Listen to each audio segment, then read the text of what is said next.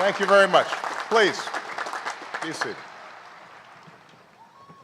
Governor O'Malley, thank you for your generous introduction and for your leadership here in Maryland. To Vice Admiral Fowler and faculty, distinguished guests, parents, family, and friends, the Brigade of Midshipmen,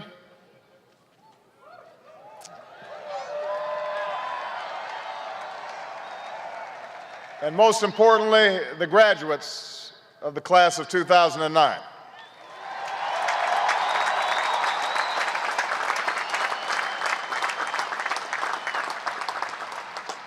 "756 Navy, and I am told the largest number of Marines in Naval Academy history.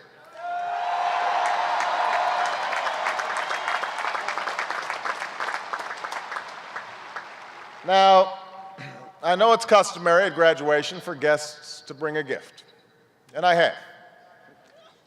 All midshipmen on restriction for minor conduct offenses are hereby officially absolved.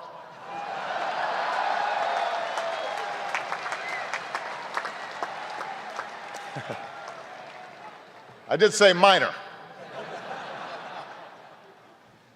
Midshipmen, I'm told that the extra ribbon on your chest is for the honor you earned for only the second time in the storied history of the Naval Academy, the Navy's Meritorious Unit Commendation Award. So I've consulted with Admiral Fowler, and I can make this announcement. For all you midshipmen returning next fall, I hereby grant you something extra, an extra weekend.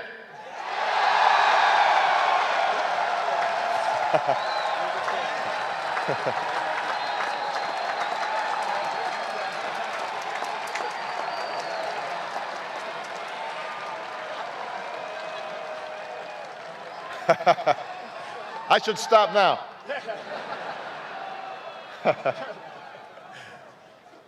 I am extraordinarily honored to be with you today. Because of all the privileges of serving as president, I have no greater honor than serving as your commander-in-chief. Every day I count on Naval Academy graduates like Admiral Mike Mullen, the chairman of the Joint Chiefs of Staff, the CNO, Admiral Gary Ruffhead, and my Director of National Intelligence, Admiral Dennis Blair. I'll also be counting on Ray Mavis, the former surface warfare officer, as our new Secretary of the Navy. Every day I rely on former sailors and Marines on my staff, young men who serve as intelligence officers in Iraq and Afghanistan. And the 32nd Commandant of the Marine Corps, Supreme Allied Commander, and now my National Security Advisor, General Jim Jones. I've admired your prowess on the football field.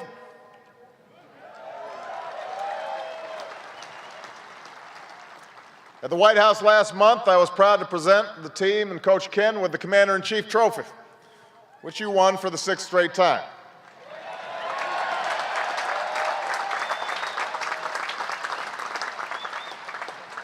And I know you've beat Army 7 straight times.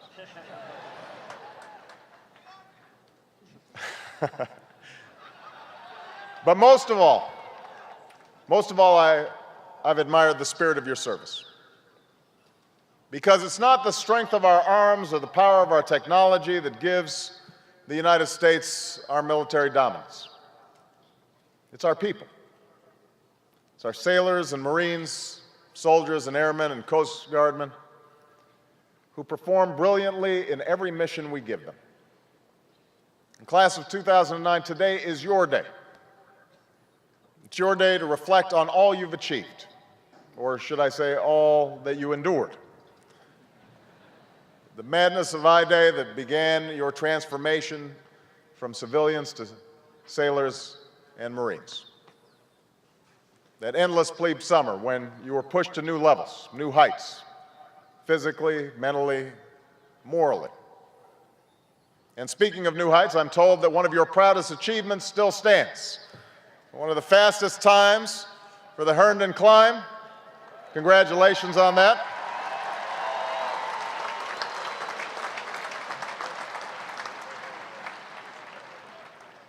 And families, today is your day too. It's the latest in a line of proud firsts. The first time you saw your son or daughter with that navy haircut, that first time you saw them in their summer whites, and today the first time you'll see them as officers. So to all of you, moms and dads, and brothers and sisters, aunts and uncles, grandmas and grandpas, and all the local sponsor families who opened your homes to these midshipmen, thank you for your support and for your patriotism. We are grateful.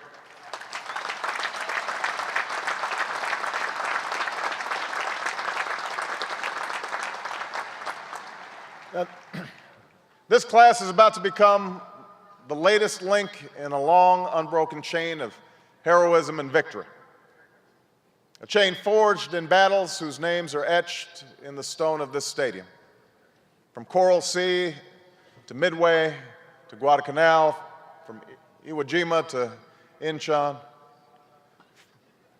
from the Mekong Delta to Desert Storm. For some among us, these are not just places on a map.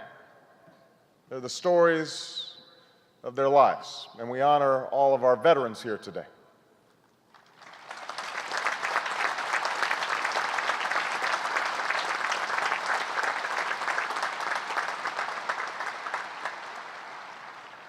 This chain of service calls to mind words that were spoken here in Annapolis on another spring day a century ago. The crowds assembled, the bands played, the cannons roared, and as John Paul Jones' body was carried to the yard, President Teddy Roosevelt spoke to the midshipmen gathered there that day. "Remember," he said, "our words of admiration are but as sounding brass and tinkling cymbals if we do not prepare to emulate their deeds." Emulate their deeds. That is what you are called upon to do. And in doing so, these past 4 years, you've not only given meaning to your own lives, you serve as a reminder and a challenge to your fellow Americans to fulfill the true meaning of citizenship. America, look at these young men and women. Look at these sailors and Marines. Here are the values that we cherish. Here are the ideals that endure. In an era when too few citizens answer the call to service, to community or to country, these Americans choose to serve. They did so in a time of war, knowing they might be called upon to make the ultimate sacrifice. Indeed, as we near Memorial Day, we pay tribute to all those who have given their lives so that we might live free, including those aboard that Navy helicopter who were lost this week in the waters off California. We send our prayers to their families and to all who love them. In a culture where so many chase the outward markers of success that can so often lead us astray, the titles and status, the materialism and money, the fame and popularity, these Americans have embraced the virtues that we need most right now. Self-discipline over self-interest, work over comfort, and character over celebrity. After an era when so many institutions and individuals acted with such greed and recklessness, it's no wonder that our military remains the most trusted institution in our nation.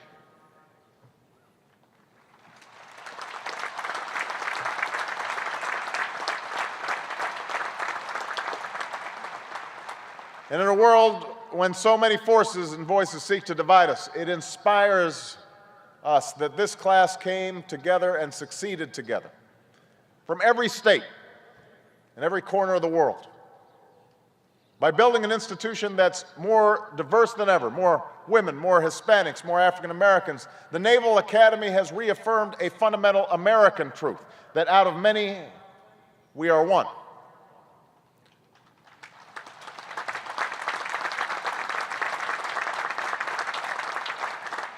We see these values in every one of these sailors and Marines, including those who've already served their country, the dozens among you with prior enlisted service. the perseverance of Elvin Vasquez, a Marine supply chief in Iraq, who finally got into the Naval Academy on his third try.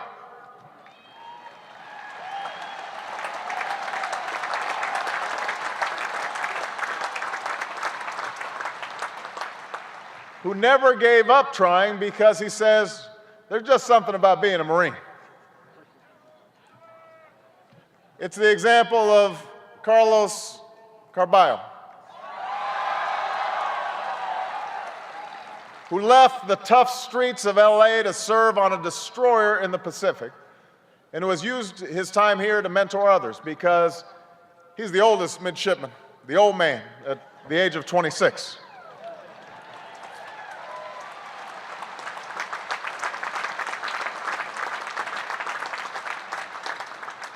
It's the patriotism of Sade Holder,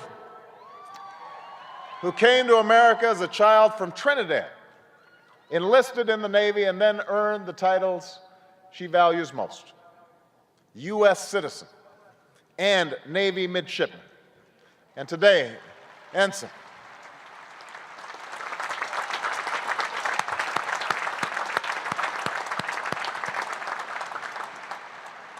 And it's the reverence for tradition shown by James P. Haig,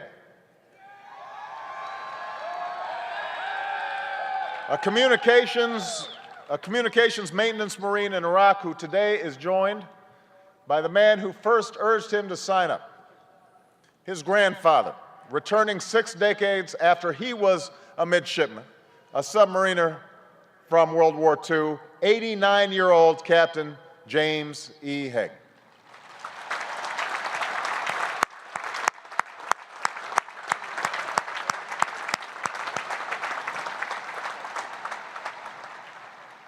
Honor, courage, commitment. These are the values that have defined your years in the yard and that you'll need in the years ahead as you join the fleet, as you join and lead the Marines, as you confront the ever-changing threats of an ever-changing world. For history teaches us that the nations that grow comfortable with the old ways and complacent in the face of new threats, those nations do not long endure. And in the 21st century, we do not have the luxury of deciding which challenges to prepare for and which to ignore.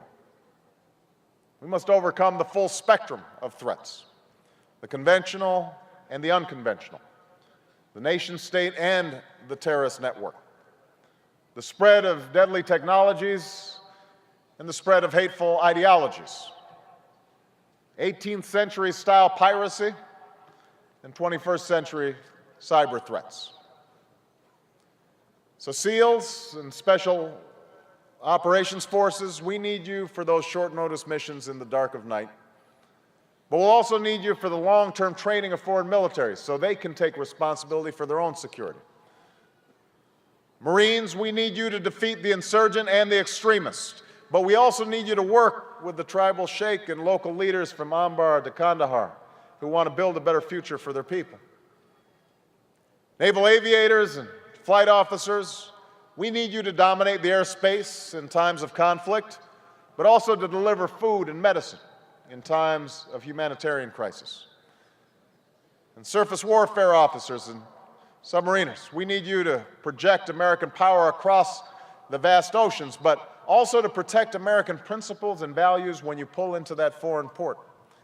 Because for so many people around the world, you are the face of America. These great opportunities come with great responsibilities. Indeed, midshipmen and presidents swear a similar oath, not only to protect and defend the American people, but the Constitution of the United States. Yesterday, I visited the National Archives and the halls that hold our Constitution, our Declaration of Independence, and our Bill of Rights. I went there because as our national debate on how to deal with the security challenge that we face proceeds, we must remember this enduring truth. The values and ideals in those documents are not simply words written into aging parchment. They are the bedrock of our liberty and our security. We uphold our fundamental principles and values not just because we choose to, but because we swear to. Not because they feel good, but because they help keep us safe and keep us true to who we are. Because when America strays from our values, it not only undermines the rule of law, it alienates us from our allies. It energizes our adversaries, and it endangers our national security and the lives of our troops.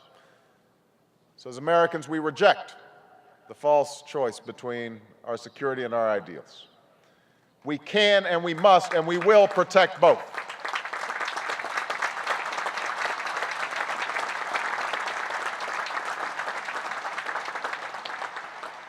And that is just what you will pledge to do in a few moments when you raise your right hand and take your oath. But by that simple act, you will accept the life of great sacrifice. Long deployments, separation for loved ones, tests and trials that most Americans can't imagine. But that is the oath you take, the life you choose, the promise you make to America. And today, this is the promise I make to you. It's a promise that as long as I am your commander-in-chief, I will only send you into harm's way when it is absolutely necessary, and with the strategy, the well-defined goals, the equipment, and the support that you need to get the job done.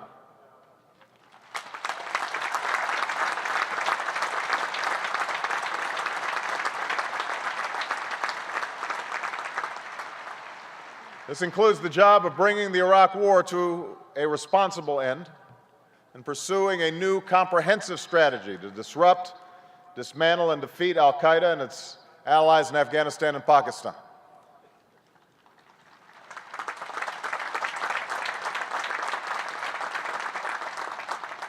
And to get you the support you need, we're enlisting all elements of our national power, our diplomacy and development, our economic might, and our moral suasion, so that you and the rest of our military do not bear the burden of our security alone. We'll also ensure you can meet the missions of today, which is why we've halted reductions in Navy personnel and increased the size of the Marine Corps. And we will ensure you can meet the missions of tomorrow, which is why we're investing in the capabilities and technologies of tomorrow. The littoral combat ships, the most advanced submarines and fighter aircraft, so that you have what you need to succeed. In short, we will maintain America's military dominance and keep you the finest fighting force the world has ever seen.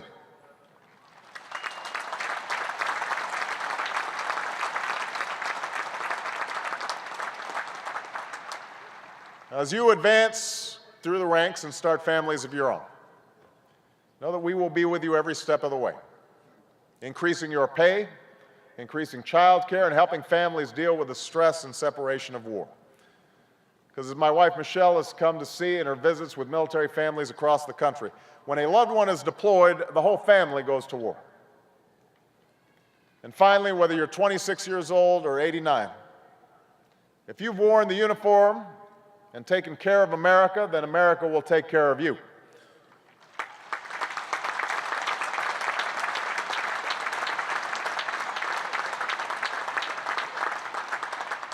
With a modern VA that keeps faith with our veterans and wounded warriors.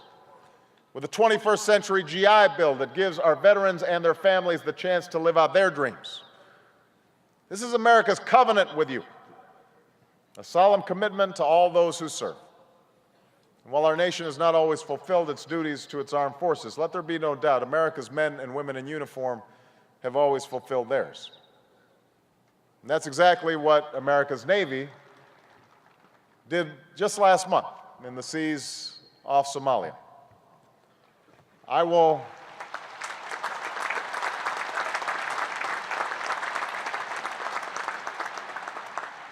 not recount the full story of those 5 days in April. Much of it is already known. Some of it will never be known. And that's how it should be. But here, on this day, at this institution, it must be said, the extraordinary precision and professionalism displayed that day was made possible, in no small measure, by the training, the discipline, and the leadership skills that so many of those officers learned at the United States Naval Academy.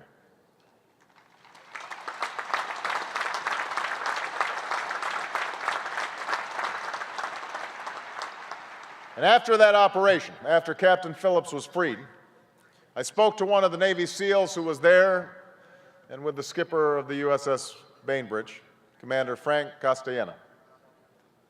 Naval Academy class of 1990. And I can tell you, as they would, that the success of that day belongs not only to a single commander or a small team of SEALs, it belongs to the many. It belongs to all the sailors, officers, and enlisted, not on one ship, but several, who diligently stood their watch. It belongs to the pilots and airmen who gave cover overhead, to the intelligence specialists and negotiators and translators, to all the people who worked day after night on the scene and in command centers half a world away to save one man they knew only as a fellow American. And we recall that in those moments of danger and decision, these Americans did what they were trained to do. They remembered their skills. They did their duty. They performed their job. They stood their watch. They took their time, and then they took their shot. And they brought that captain home.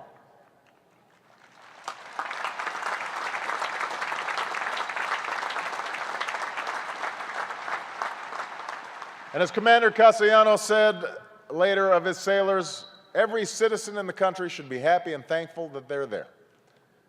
And I told him that we are. So class of 2009, months or years or decades from now, should you find yourself in a moment of danger, a moment of decision, and should you wonder what is expected of me, what should I do? Just look at that ring on your finger. Remember your days on the bank of the Severn. Remember all you achieved here and all that you learned here. Devotion to honor, strength from courage. Live these values, live these virtues. Emulate the deeds of those who have gone before you. Do this, and you will not only distinguish yourselves as sailors and Marines, you will be in the lead as we write the next proud chapter in the story of this country that we love. Congratulations, class of 2009. God bless the Navy, God bless the Marine Corps, and God bless the United States of America.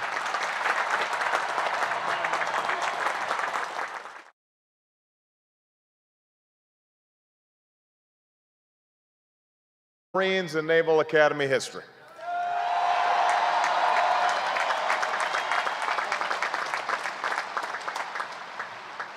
Now, I know it's customary at graduation for guests to bring a gift, and I have.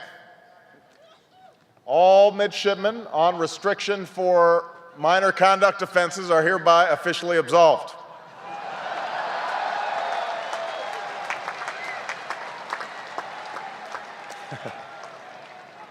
I did say minor. Midshipmen, I'm told that the extra ribbon on your chest is for the honor you earned for only the second time in the storied history of the Naval Academy, the Navy's Meritorious Unit Commendation Award. Thank you very much. Please, be seated. Governor O'Malley, thank you for your generous introduction and for your leadership here in Maryland. To Vice Admiral Fowler and faculty, distinguished guests, parents, family, and friends, the Brigade of Midshipmen,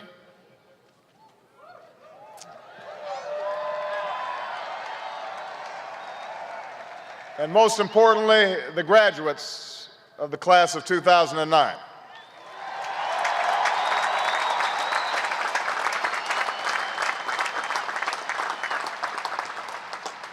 $756 Navy, and I am told the largest number of Commander-in-Chief.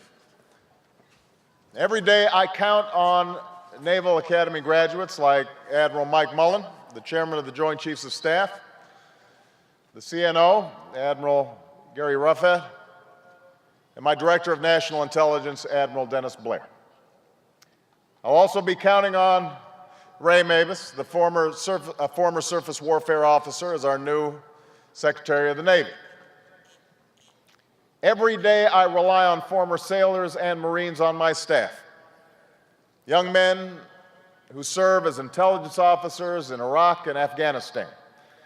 And the 32nd Commandant of the Marine Corps, Supreme Allied Commander, and now my National Security Advisor, General Jim Jones.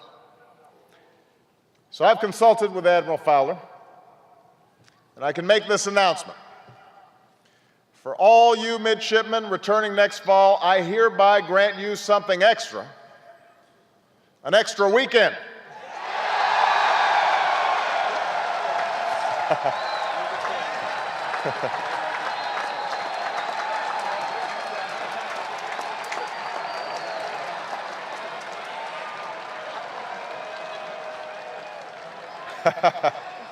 I should stop now.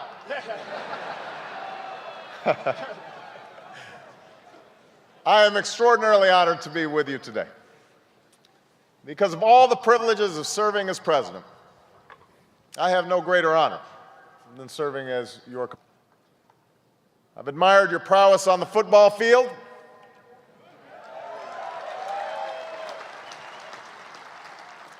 At the White House last month, I was proud to present the team and Coach Ken with the Commander-in-Chief Trophy, which you won for the 6th straight time.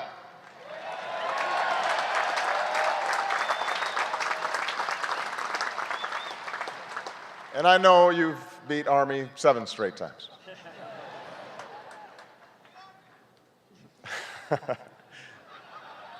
But most of all,